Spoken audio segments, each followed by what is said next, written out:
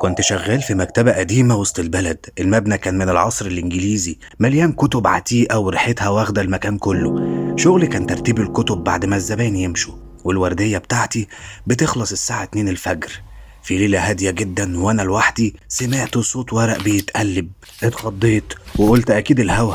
رحت ناحية الصوت، لكن لما قربت لقيت كتاب مفتوح على ترابيزة، رغم ان الترابيزة دي محدش قرب منها طول اليوم. قربت منه وببص على الصفحة لقيت مكتوب بخط مرعب: خليك مكانك وإلا هنبدأ معاك.